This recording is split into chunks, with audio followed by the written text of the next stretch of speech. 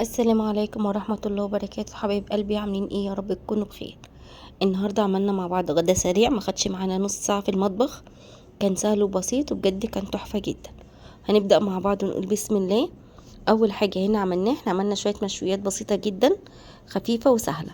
جبنا مع بعض فص الثوم، احنا دقيناه في الهون هو زي ما احنا شايفين، الهون العادي بتاعنا دقيناه فيه. وهنشوف مع بعض هنعمل ايه كمان. انا النهارده طبعا كالعاده كان عندي درس، انا يوم الجمعه بيكون عندي درس برجع متاخره، فبعمل عشاء خفيف.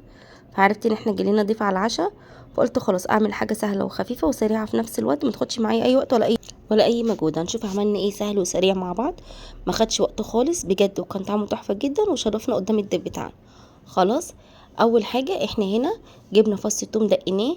هنا دوت كان دبس رمان عندي حاطاه في دولاب المطبخ، بس طبعا عشان الجو برد وكانوا حبة صغيرين في الازازة فجمد معايا. فانا هنا حطيت الازازة وسبتها حاولت انزل منها على الاقل حتى معلقة صغيرة. خلاص. وحطيت على الثوم بتاعي معلقة زيت كبيرة او معلقتين على حسب ما تحبي. خلاص كده. وهنحط رشة ملح، هنملح طبعا الحاجة بتاعتنا على حسب الرغبة، الملح ده قلنا كذا مرة ان هو على حسب الرغبة. وهنحط كمان التوابل بتاعتنا اللي هي ايه. حطينا هنا رشة فلفل اسمر، وهنحط كمان رشة كمون ورشة كزبرة. الاكله بتاعتنا بتاعت النهارده دي ما بتحبش التوابل التقيله. خلاص. هو كان يفضل ان يكون عندي ميه بصل، مش هضحك عليكم، كان المفروض ان انا احط معاه ميه بصل، بس نظرا ان انا كان عندي الوقت ضيق ومستعجله جدا فما حطيتش ميه البصل دي. خلاص. انا هنا حطيت ملح فلفل، حطيت كمان رشه كمون رشه كزبره، وحطيت رشه جنزبيل، ومعلقه دبس رمان زي ما احنا شايفين. ويفضل ان احنا يكون عندنا كمان معلقه بصل. وفي حاجه احنا نسينا نحطها او حاجتين نسيت احطهم وحطيتهم في الاخر، هنشوفهم مع بعض. بس انا هقول لكم عليهم في الاول علشان دول المفروض يتحطوا في الاول خالص. بشر طماطمايه، وحطيت كمان معلقه فلفل هريسه من اللي انا عاملاها في التلاجة. خلاص يا حبايبي. يبقى احنا كده هنعيد الحاجات اللي احنا حطيناها تاني. معلقه توم مهروس، معلقه زيت كبيره او معلقتين، معلقه دبس رمان، هنحط كمان التوابل بتاعتنا ملح فلفل كمون كزبره. اللهم صل على النبي، رشه جنزبيل. ولو عندنا بابريكا مدخنه نحط رشه بابريكا مدخنه. هنا عشان كان الدبس رمان معايا ماسك قوي وناشف، فحطيت عليه معلقه ميه سخنه صغيره قوي على الدبس رمان نفسه وسيحته. هنا كان معايا ايه، هنا كان معايا كبده، انا عديت جبت كبده وانا جايه واعملها في التتبيله دي. يفضل ان احنا نسيبها شويه في التتبيله، ويفضل ان احنا نحط لها ميه بصل زي ما احنا ما قلنا. ونظرا ان انا كنت مستعجله بصراحه انا نسيت، مش هضحك عليكم اقول لكم ان انا كنت ممكن لحقت عملت ميه البصل، لان انا تبلت الكبده وعملت جنبها كمان رز بالشعريه. بس طبعا ما صورتوش لان انا عاملاه معاكم اكتر من مره قبل كده. عملت جنبها رز بالشعريه، فانا تبلت الكبده قبل ما اعمل الرز. فانا كنت ممكن عملت ميه البصل، بس نظرا للاستعجال وان انا كنت جايه من تحت ومستعجله فنسيت فعلا ميه البصل. خلاص. وجبت كمان معاهم هنا نص كيلو سجق من عند الجزار جاهز، ورحت غسلته وقطعته وهعمله. بصوا انا هنا كنت افتكرت الطماطم وهرست الشطه، جبت طماطميه بشرتها على الكبده من فوق، وحطيت عليهم كمان معلقه هريسه شطه. خلاص زي ما احنا شايفين كده. دي اختياريه، حابه تحطيها حطيها، مش حابه تحطيها خلاص. وهتبلهم واقلبهم كلهم في بعض تاني وهركنها على جنب لغايه لما اقطع السجق بتاعي واغسله واشويه هو في الاول. انا كده بالفعل كنت مولعه خلاص على الرز. تمام يا حبايبي. انا هنا جيت طبعا غيرت هدومي ووقفت جهزت ايه الاكل بتاعي وحاجتي. تمام. حاجه سهله وسريعه ما بتاخدش معايا اي وقت. طبعا دي لو موجوده عندي في الفريزر بتبقى جاهزه. احنا عايزين نعمل الفتره اللي جايه حاجات موجوده عندنا في الفريزر، لان الوقت بقى ضيق جدا، احنا عبال ما بنيجي من تحت بيكون خلاص اليوم خلص. انا هنا جبت السجق معايا وقطعته. انا بصراحه مش عارفه الكاميرا ايه اللي حصل لها، انا فجاه كده وانا بمنتج لقيت الصوره طالعه صغيره. فلو حد يعرف العيب هنا في ايه يا ريت يقول لي، لان انا بصراحه مش عارفه العيب جه منين. خلاص. انا هنا كانت عندي طاسه الجريل، الطاسه اللهم صل على النبي، الايه، الجرانيت بتاعتي سخنه قوي، وحطيت فيها السجق. انا بعمل السجق سواء هعمله اي حاجه هعمله فيها، بعمله من غير سمنه ولا زيت ولا اي حاجه، لان هو بينزل الدهون بتاعته. انا بستكفى بطريقه بكميه الدهون اللي في السجق، سواء هعمله اسكندراني او هعمله مشوي او هعمله مقلي، او هعمله ببطاطس، ايا كان الطريقه عملته بيها. بس ما بحطلوش اي ماده دهنيه، بستكفي الماده الدهنيه بتاعته انه بينزل شويه ماده دهنيه كويسه يعني. خلاص. انا هنا عملته في كل النواحي، وبعد كده هاخد اطلع السجق بتاعي. لما اتحمر معايا كويس قوي اطلع السجق بتاعي واحط. هنا كنت بوريكم ان انا بعمل فحميه، بحرق فحميه على البوتاجاز. هنا كان السجق على النار، قلت عبال ما يتعمل اخلي الطماطم كده جنب الاكل، اني ما كانش عندي حاجه سلطه. عندك حاجه سلطه اعمليها تبقى حلوه جدا جنب الاكله دي.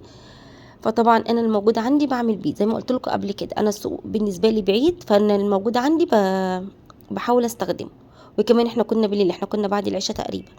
خلاص يا حبايبي، انا هنا قطعت الطماطم زي ما احنا شايفين، وهنا كان السجق على النار. انا كده طلعت السجق وغسلت الطاسه بتاعتي، فضيت الماده الدهنيه اللي نزلت منه وغسلت الطاسه بتاعتي، وابدا اشوي مكانها الكبده. انا هنا برضو بحط الكبده بدون ما اي ماده دهنيه، لاني انا بشويها وفي نفس الوقت انا حاطه لها معلقه زيت. لو انا هقليها مش هحط زيت، لو انا هقليها برد مش بحط في التتبيله زيت، انما انا عشان هشويها فبحط معلقه زيت عشان ايه؟ تديني لمعه كويسه وفي نفس الوقت ما تلزقش مني في الطاسه بتاعتي. خلاص يا حبايبي، انا هنا حطيت الكبده تتشوي. انت طبعا عندي الجريل، اوكي مفيش مشكله اعملي على الجريل. انا طبعا عشان ما عنديش جريل بعمل في الطاسه، انا الطاسه دي بتغنيني بصراحه عن الجريل، حلوه قوي.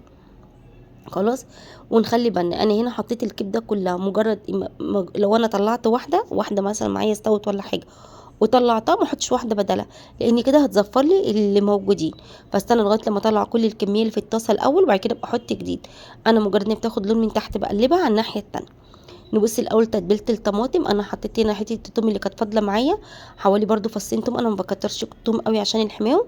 وحطيت كمون، حطيت ملح، عصره ليمونه، واحط كمان معلقه خل.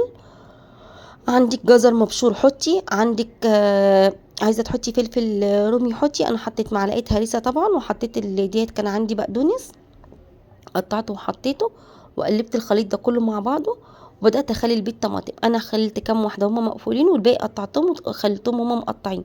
انا بحبها اكتر متقطعه، لان لما بتكون سليمه معايا بحس انها بتضايقني وانا باكل، او لما باجي اقطع كده بحس انها بتنزل ميه معايا، فده حاجه بتضايقني. في ناس بتحبها سليمه، فانا عملت الجزء اللي بيحب سليم والجزء اللي بيحب متقطع. هنشوف مع بعض دلوقتي في الفيديو. خلاص، دي كل حاجه عن الطماطم، هي سهله جدا ما فيهاش اي مشكله. هي التتبيله بتاعتها نحطها في التتبيله وبنسيبها شويه برضه عشان تشرب من التتبيله بتاعتنا. خلاص يا حبايبي، وبعد كده انا رحت الكبده بتاعتي، انا مجرد ان هي بتحمر على ناحيه بروح حاطها على الناحيه، قلبها على الناحيه التانية. مجرد ان هي بتحمر بروح بخلي بالي منها علشان ايه؟ ما تتحرقش معايا. مجرد انها تاخد لون معايا بقلبها، وارجع اقلبها تاني، وارجع اقلبها لغايه لما تستوي معايا تماما. وده هنشوفه ان شاء الله برده معانا في الفيديو. ويا ريت اللي وصل معايا لغايه هنا ما ننساش اللايك والشير وسبسكرايب للقناه. واللي اول مره يشرفني، انا مبسوطه جدا ان انت شرفت قناتي ودخلت فيها. ما تنساش تشترك في القناه وتفعل زر الجرس عشان يوصلك كل جديد. خلاص، معلش اذا كنت بتكلم بسرعه شويه، بس هو فعلا الفيديو كان سريع. الاكله كلها ما خدتش من نص ساعه. بصوا انا قلبتها كده، خدت معايا لون من الناحيه دي، رحت قلبها على الناحيه التانية، برجع برضو اقلبها على الناحيه، برجع اقلبها تاني.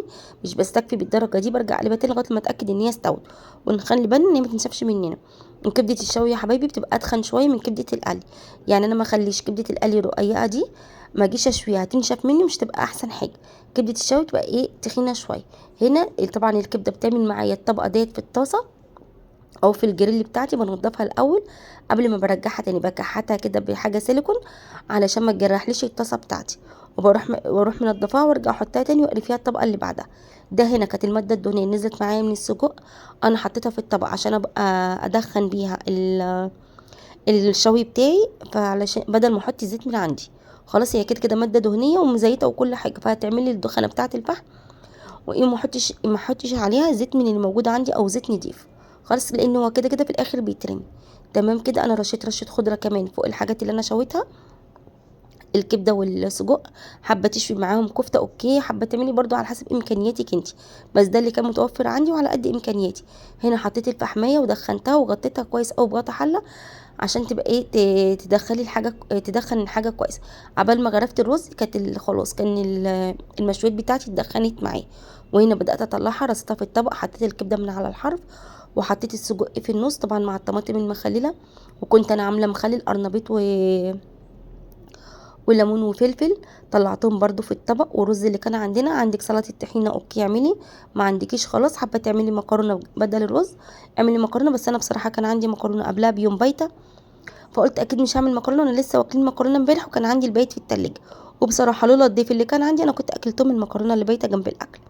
خلاص يا حبايبي، وبالف هنا وشفا، وان شاء الله تجربوها وتعجبكم، واسيبكم على خير. السلام عليكم ورحمه الله وبركاته.